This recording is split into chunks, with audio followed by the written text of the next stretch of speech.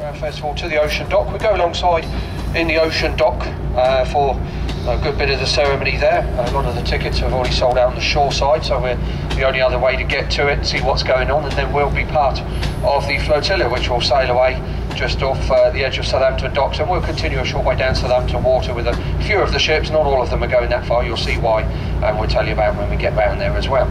Now, first of all, by law, I've got to tell you about safety.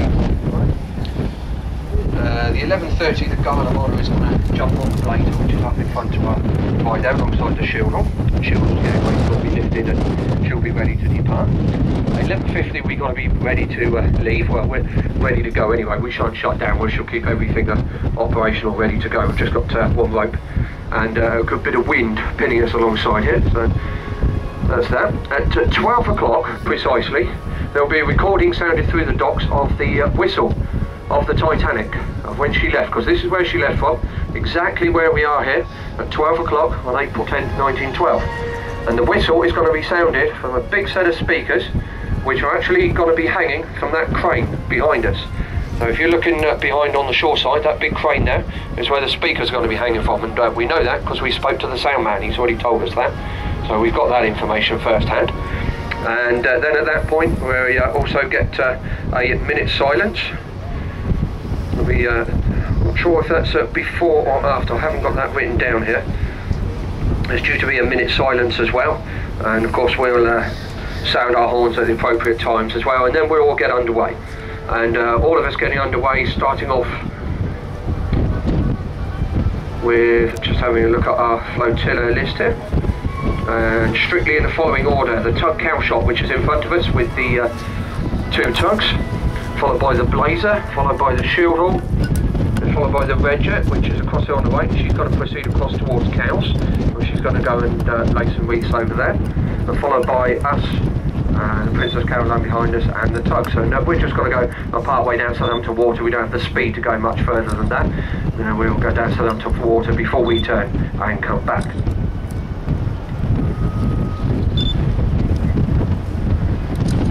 The notice to mariners that we've got says there's due to be countdowns on the radio, and they're due to start, just have a look, get the timings right, at 5 minutes before 12, 1 minute and then 30 seconds before 12 o'clock.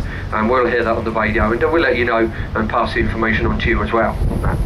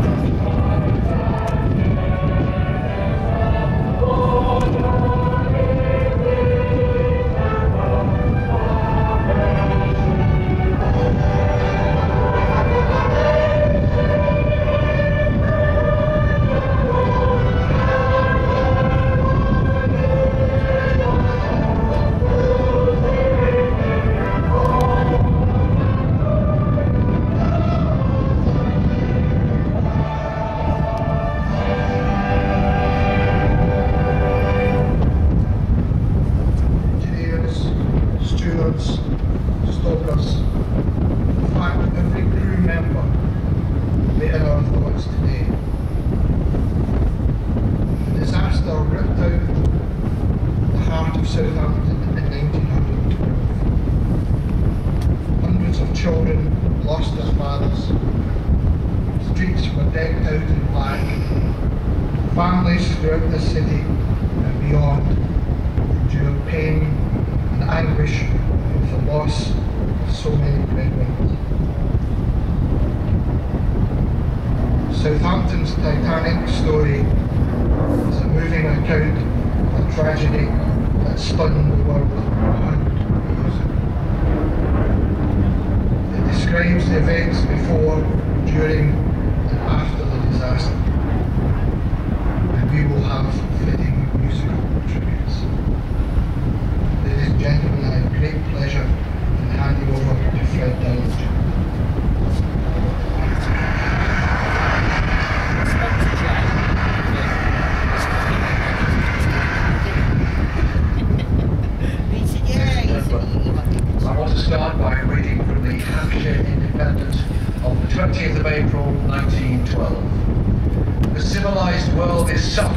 the shock of a huge calamity, the sorrow attending which is brought home with particular force to our own town of Southampton. The loss of the White Star liner Titanic is a disaster of a magnitude which is unparalleled in the annals of the mercantile marine. That report from the Hampshire Independent. Let us return to the day when the Titanic left this great port and this great city. April the 10th, 1912, 7:30 a.m. The weather is cold, crisp and clear in Southampton, much as it was this morning. The sea is calm. Captain Edward John Smith boards RMS Titanic, the pride of the White Star Line. The crew, from stokers to stewards, forms a long, straggling procession. Once on board, they take up their positions on this sleek new liner. Approaching noon, hustle and bustle around berth 44. Hundreds of spectators wave and jostle for position. Some are cheering, others are weeping, wondering when they will see their loved ones again. On the water, the tugs Albert Edward, Hercules, Vulcan, Ajax, Hector and Neptune surround the massive ship. Their whistles are suddenly drowned out by the Titanic's own whistle. 3 times it echoes across Southampton. On board, 1,316 passengers, 913 crew. They're from all walks of life. The first-class passengers will be chattering enthusiastically and perhaps looking forward to a sumptuous dinner. The crew will be checking and double-checking everything that needs to be checked for an Atlantic crossing. Not on board, the Slade brothers, 3 Irish stokers. They have 1 too many, perhaps 3 too many, in the great pub and missed the sailing. Down below in steerage, entire families are hoping for a new life in the new world. They've sold all their belongings, they're looking forward to a fresh start. After a final frenzy of activity on the dockside and on the water, Titanic is eased gently from her berth. Titanic's movement causes mooring ropes on the liner New York to snap. The tug Vulcan saves the day, taking the New York under tow. The liners miss each other by just 4 feet. The backgrounds of those on board Titanic matter no more. Billionaires, Broadway producers, cooks and labourers, they sail now as one. Now she sails, they would be filled with dread if they knew the perils that lay ahead.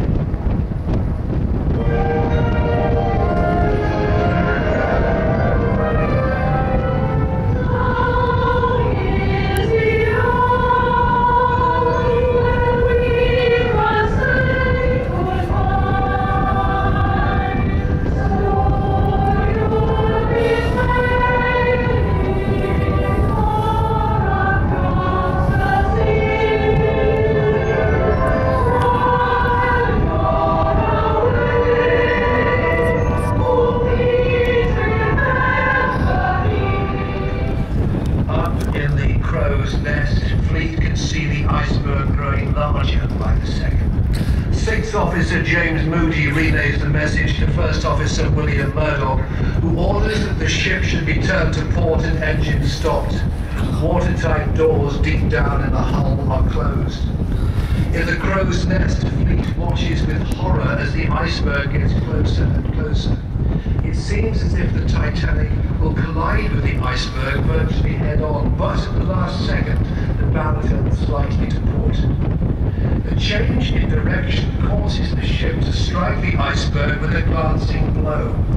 An underwater spur of ice glances along the starboard side of the ship for about 7 seconds. Dislodged ice falls on the forward decks. All of Titanic's engines are now stopped. The ship is facing north and drifting. Workers in the forward boiler rooms hear a loud rumble. Icy water pours in. The men run for their lives. On the bridge, Captain Smith is now in position. He's been awakened by the commotion. What have we struck, Mr. Murdoch? An iceberg, sir. I was going hard a port around it, but she was too close. I could not do any more. News begins to arrive from foreign parts of the ship. Captain Smith summons one of the ship's designers, Thomas Andrews. He looks at the damage reports and tells the captain, we have 2 hours afloat. Cape Race is the only land-based location to receive the distress call from Titanic. Wireless operator Jack Phillips has been sending telegrams of happy passengers. A new message is taken by the captain to the Marconi room. He hands it to Phillips for transmission. CQD. Come quick. Danger. The wireless operator on the Carpathia sees the new message. He asks, shall I tell my captain, do you require assistance? Yes, come quick, Phillips replies. In the first class lounge, band leader Wallace Hartley realizes his orchestra must play on to keep the passenger spirits raised. Normally they play in 2 groups, but now they come together. Wallace Hartley strikes up a variety of waltzes, polkas, and ragtime tunes. Word spreads about the commission, and the music continues. The ship begins to take on masses of water and starts to list. Wallace Hartley urges his musicians on with brisk tunes filling the still, cold night air. Slipping beneath the waves, now almost gone, in the midst of chaos, the band played on.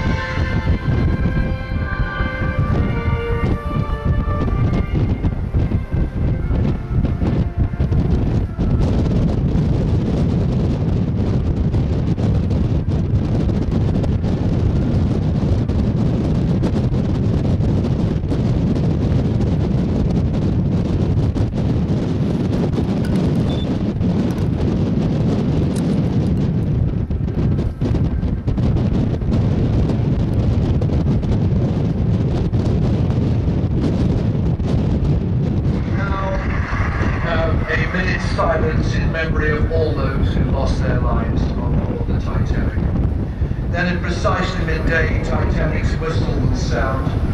There'll be a replay, prayers from the Reverend Andrew Hackett, who was the port chaplain, and then an armada of small boats led by the tug contender Calshot will sail from the quay across the water there, where Titanic sailed from, and down Southampton water.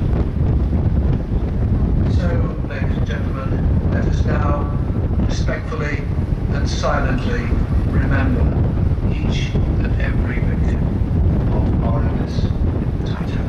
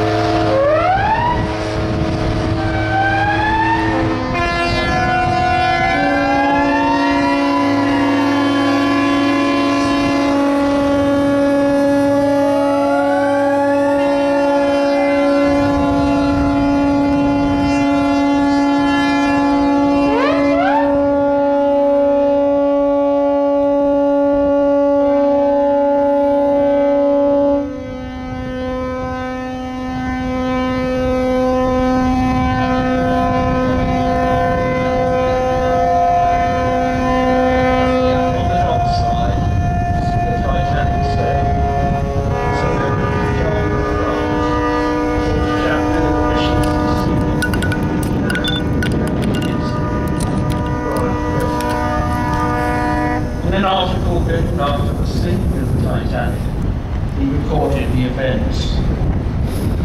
We came ashore a few minutes before she passed off, starting on her first and last.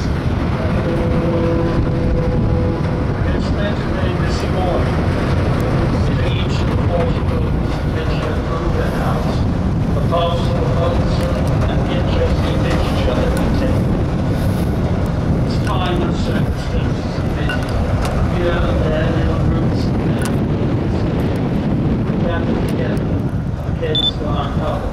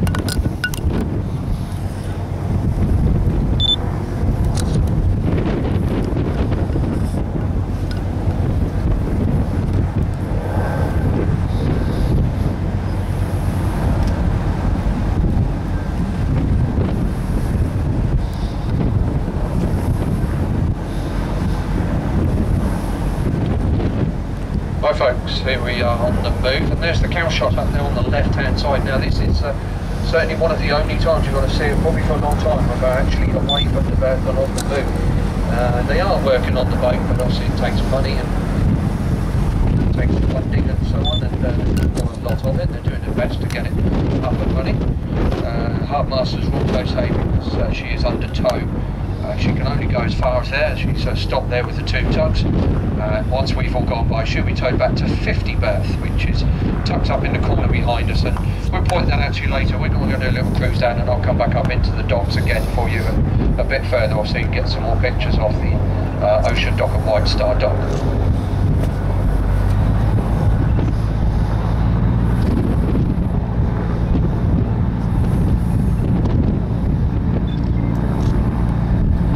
So she was built 1929 by the Vosper shipyard in the River Engine.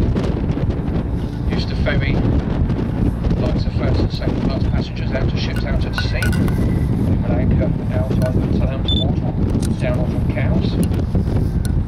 And she's there. Now at the moment, I'll be looking at